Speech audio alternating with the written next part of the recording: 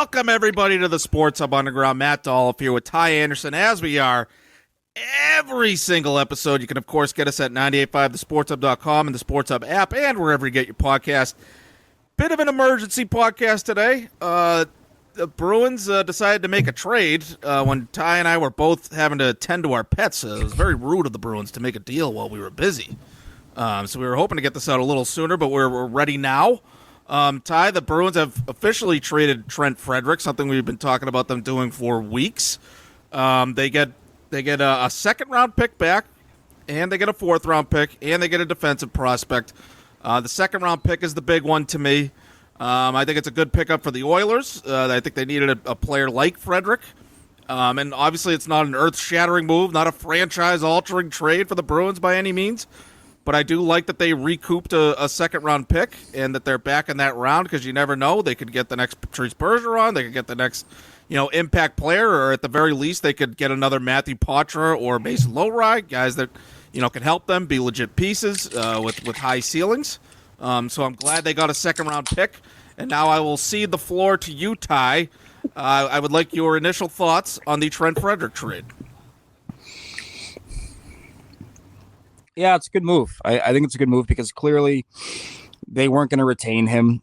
Clearly they probably got the best out of him a year ago when he had 18 goals and 40 points. Trent Frederic is a guy who I just never really saw that next step, that next level, that next whatever you need to be comfortable giving him the money that he could probably command on the open market. Not that he's a bad player. He's an effective player when his game is on, but it just felt like it was too hard to get his game going this year, right? And I think the Frederic that you saw this year was reminiscent of the Frederic you saw in 21-22. The final Bruce Cassidy year where he was kind of up and down, in and out. What am I? Who am I? What kind of player am I? And so ultimately, if you have any doubts, if you have any reservations, you're not in the playoffs, sell. And that's what the Bruins did. The Bruins put their pride to the side. They put their ego to the side of this being a first-round pick that has actually been an NHL contributor. Not obviously a superstar, but a guy that, you picked in the first round who has been a contributor. That alone has been difficult for this team to acquire or to identify. They put that all to the side, and they said, strike while the iron's hot. He's got a good market. He's hurt. Get what you can. And so I like the trade from that scope. It's much better than, doing the Jake DeBrusk thing all over again, where you keep him and then you lose him for nothing at the end of the season. So from that standpoint, I like it. Now the question becomes, okay, well, what else do you do, right? And so I give it a B. It could elevate to a B plus, depending on what happens with that draft pick between now and June. Is it used to select somebody? Is it used to acquire talent, which we've seen teams do? Like we've talked about before, the Capitals, a team that acquired an abundance of picks and then used them to bring in talent. So we'll see what happens. But I like the deal from an asset management standpoint. Like, this guy was leaving, so you get something. That's something that Don Sweeney has been very reluctant to do over his 10 years on the job. And to finally do it is, I think, important. It shows growth. It shows not being so stubborn in terms of what your team's ceiling actually really is. Yeah, and he showed that, he knows where his team is at this year. He knows that this is a year where he does need to sell. He does need to get what he can for guys that are going to be out the door in a couple months. It wasn't really worth it to hold on to Frederic. You might as well get that second-round pick. That's interesting that you said that they might use that second-round pick as part of a future trade to maybe bring in that sort of impact guy that they really need at center. Maybe they're going to have a long-term need on the blue line with the way it's been going for them lately, and, we'll see what happens with Brandon Carlo coming up as a rumored, trade piece because of the value that he could hold at this current deadline. But, yeah, this is Don Sweeney finally accepting, now I gotta go in the opposite direction of where I've gone for a decade with my draft pick. So I'm happy that either way, whatever they do with that second round pick, that they got it back. But yeah, it's only step one. Like, there's another step to this. Like, what do they do with that pick? Do they draft someone? Do they use it as part of a big trade? I wouldn't mind seeing them just drafting someone. Like, I know we wouldn't really know the true impact of that player for, 2-3 years at least. But like, I just went through the list, like the last 10 drafts. Second round picks, obviously Nikita Kucherov is the most notable example. He's one of the best players in the league over the last decade. But Alex DeBrincat, Jordan Kyrou, two guys that were ironically there when the Bruins selected Trent Frederick instead. Sebastian Aho, Rupe Hintz, Jason Robertson, a second-round pick. Kirill Marchenko, who's having a breakout year for the Blue Jackets, was a second-round pick. Brock Faber, a really good defenseman. We saw him on Team USA, second-round pick. Philip Gustafson, good goaltender for the Wild, second-round pick. Like, you can get legit players in that round. And, like, look, that's only 8 guys or whatever out of, hundreds of players that have been selected. But we'll see over the last few years, how these guys pan out. We don't really know, how these guys are going to look from the last few drafts. But it was time. It was time for the Bruins to stop moving picks out of here and just to bring picks back in. They had to recoup their second-round pick because they traded their own 2025 second to the Capitals, like you just mentioned, in the trade where they got Garnet Hathaway in that all-in year in 2023. And so I'm just glad that Don Sweeney has finally recognized what his team is and is doing the right thing. But it's step one, and I think it wouldn't be a true selling year if this is all they do. I want them to do. I don't know if I should say I expect them to do more, but I want them to still do more in terms of selling. Yeah, no, I mean they definitely should, right? Like if players like Trent Frederick who are hurt are netting you a second round pick that projects to be somewhere in the middle of the second round, what can a guy like Charlie Coyle get you? What can a guy like Brandon Carlo maybe get you? And I think this market is a really good market for sellers. Gustav Nyquist, who I like him. He's an effective player, but he's got to be, 33, 34 years old now, probably. And he has 21 points this year. He gets a second-round pick over the weekend. Ryan Lindgren, who has been miserable this year for New York for a couple years now, been really bad. And that's a second-round pick. This is a second-round pick for the Bruins. This is a good market, right? Like, this is a good market if you're a seller, and if you can take advantage. And what you see now with these teams here, you see them brokering deals. You see them, really utilizing retention and things of that nature.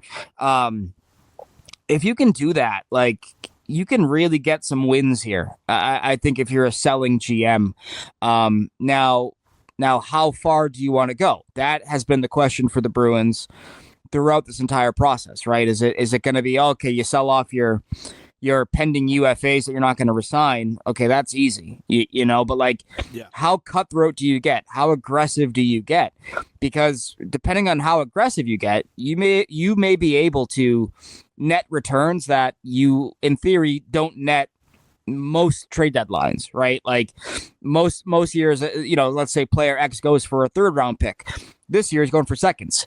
So by that calculation, a guy who nets you a second may get you a first. And so I think this might be the start of something bigger. We're going to have to wait and see, obviously, but there's enough chatter out there, there's enough chatter out there. I've been kind of saying it all year that I do think the Bruins would be more aggressive and that they would take calls on guys that do have some term left. And now you're hearing Elliot Friedman talk about things like that. With the Bruins, this is not a normal resell or a retool. This might be more aggressive. This might be more than UFAs. And so, Anthony DeMarco, based out of Philly, I believe, and I hope I got the last name right. Pronunciation's always weird with me, was reporting that Calgary is looking at Brandon Carlo. So, if that happens, okay, well, what are they going to pay for that guy? And I think people in Boston would be surprised by what Brandon Carlo could probably get you on the trade block. We see him so much that some people have a negative view of him or whatever. They see all his warts, but a 6'5" defensive first defenseman who can skate pretty well, those guys might get you quite a haul on the market. And if you can get that, do the Bruins do that? That's the real question now. And Carlo, a guy that has had good postseason runs. I know that, maybe not the most consistent guy, but he has stepped up in the play. Like there's been times where he's the Bruins' best defenseman in the playoffs, like in those key games. And so, yeah, I don't know about Calgary, but like, yeah, a team could definitely look at Carlo as a guy that they could use as a key piece of their defense. And like, if Trent Frederick could get you a second round pick, like you wonder what Brandon Carlo could get you. And so, yeah, like you said, like the Frederick is an easy decision. Brandon Carlo, Charlie Coyle, I'll throw Pavel Zacha in there as like, that they want to trade a forward center who has term left, who has been a key piece of the roster, and like that's going to be a lot of minutes that they'd have to replace going forward.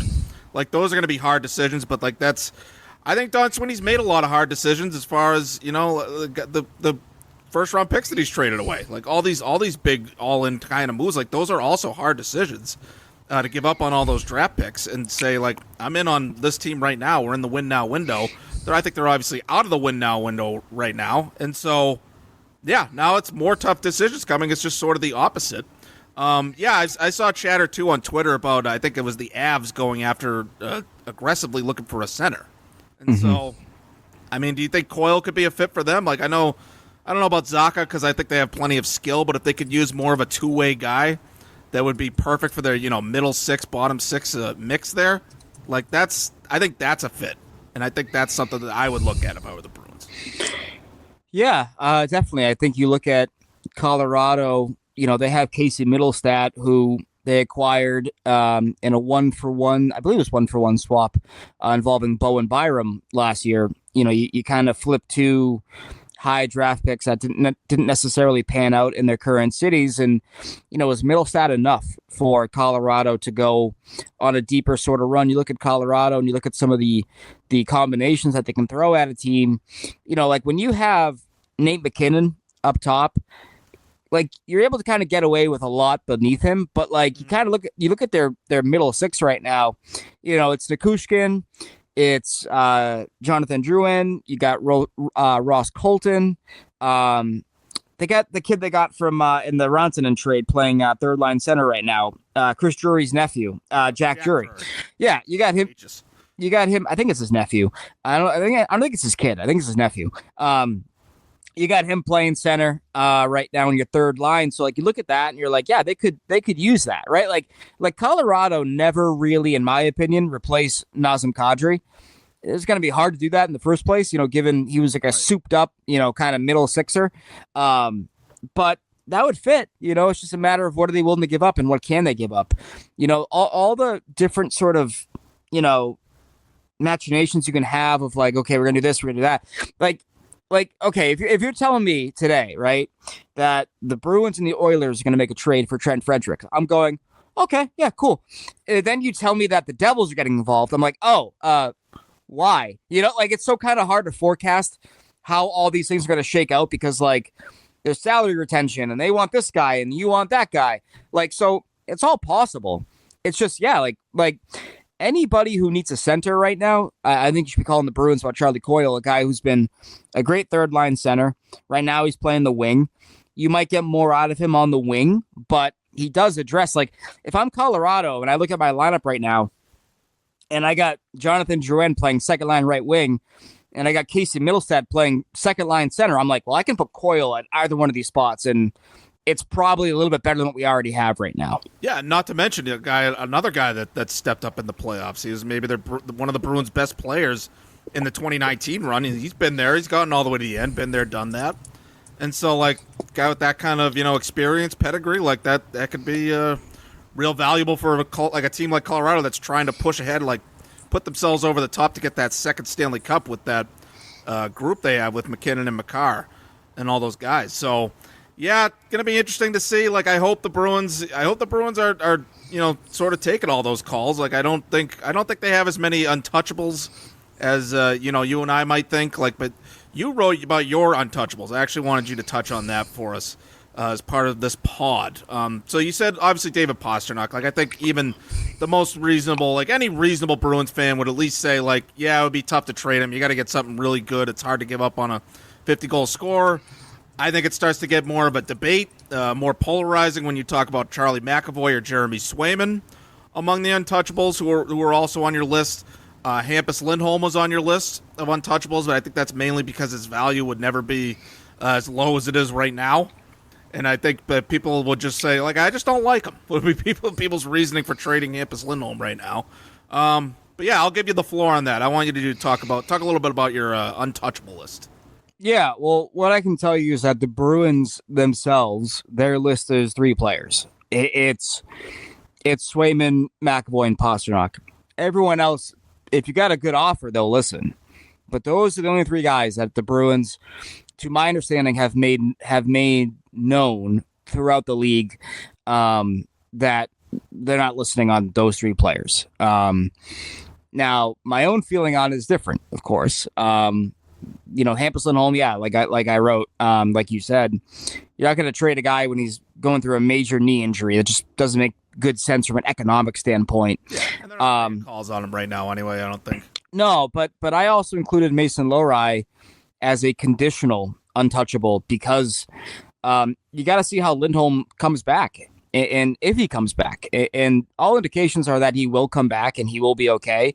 But listen, Kevin Miller missed an entire season, because of these issues with a broken kneecap. So, he tried coming back, didn't take, and then he missed the entire 2019-20 season, I believe it was. Then he came back in 21, and then he retired after that season. So, you got to see how Lindholm looks, because if Lindholm comes back and he can't skate as well, he's not an offensive producer, and, he's not as fluid as he was back there prior to the injury. Okay, well, now you got a long-term commitment to Hampus Lindholm and Nikita Zadorov. You don't really have the fleetest of foot back there on your left side moving forward. So What that does is that really makes a guy like Mason Lohrei super important to your team, super important to your transition, your power play, just how you generate offense from the back end. And this is something that we've talked about. This is where the league is going, that you got to have these big guys that can move. That's the biggest thing. And so if 2 out of your 3 guys back there are big, but they can't move as well for whatever reason, be it their own size and their own hockey IQ or injury, and then you got to keep the guy that can move. That's just kind of how it is right now. So I include him, and I include the high-end draft picks. You've mentioned the second-round picks. Nothing to add there. I completely agree. But the first-round pick, if this team continues to, go on this trend right now, they've won just 3 of their last 11 games, they're in line for a top 10 pick. And you can get a really good center right now with the top 10 pick. Listen, messing around on tankathon.com, I ran the draft lottery simulator 5 times. On the 5th time, the Bruins had the number 1 overall pick. So you never know. You just don't know right now. They got, I think, a 4% chance of getting it right now, entering Tuesday night. So not a great chance, but you never know that the ping pong balls can bounce your way, and all of a sudden I have a franchise center. So that's something that the Bruins got to be mindful of right now. You can't trade first-round picks. That era is over. I don't care what you're getting. Unless you're getting a legit franchise center right now who's under the age of 28 years old, you're not doing that. You just can't do it. Yeah, no, I agree. And Lohrei, I feel like his ceiling is still too high that I don't want to trade him. I'm not going to call him untouchable. If you're talking about that 1-for-1 trade between Colorado and Buffalo, where maybe if a team wants to offer you a centerman that still needs room to develop, and the same thing with Lohrei, and you're just swapping defenseman for forward, maybe that's something that I'd be willing to listen to for the right kind of player.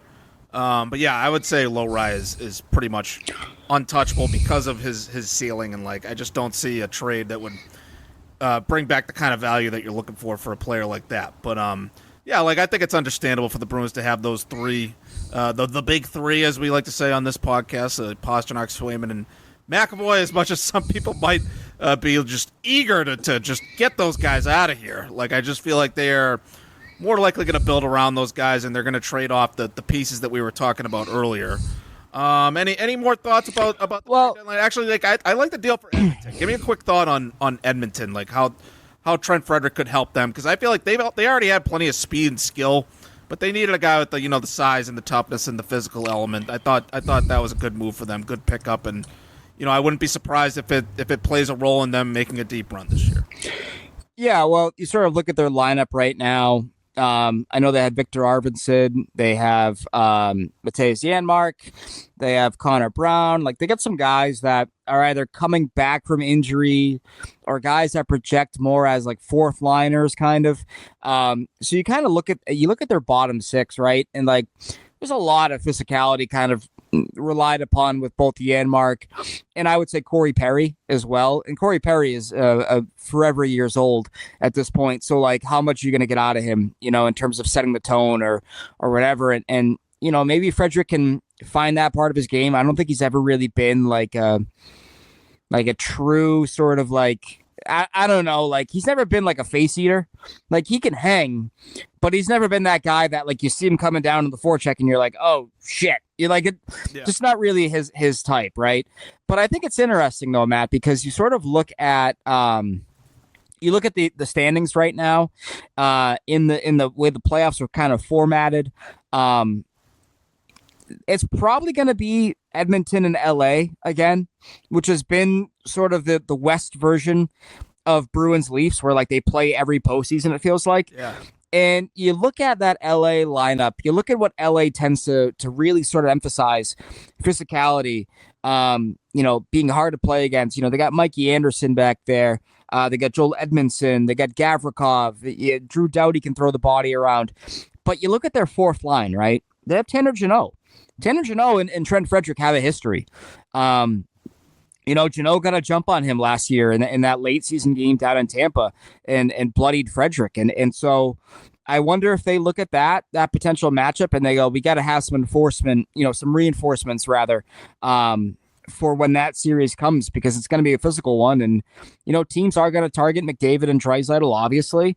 And perhaps you want a bit more back there than just Corey Perry. And Evander Kane, who they hope to get back in the playoffs. I mean, he's kind of up in the air right now in terms of what he's going to be when he comes back. But, like, you sort of look at that and you know, they had a need there for a bit more nasty that can still play the game of hockey, right? Like, because as we've talked about, like if you bring in a guy who can't really play and his job is to fight in the playoffs, they're going to go, yeah, piss off, buddy. I'm not going to waste my time with you, you know? And so there's that part of the coin as well. So I think Frederick will be good for their third line. I'm curious where they slot him, because right now they have one of their prospects, Savoy, is playing right wing right now in their second line, you know, and there's some reporting, I think, out of Edmonton. I'm sorry. Again, you try to keep up with all these things. It's crazy.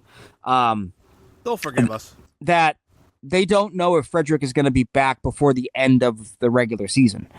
So he might be a guy that you just throw him in the playoffs and you got to find chemistry. So the Edmonton Oilers have so much top end talent that shouldn't be a problem, you know, working him in.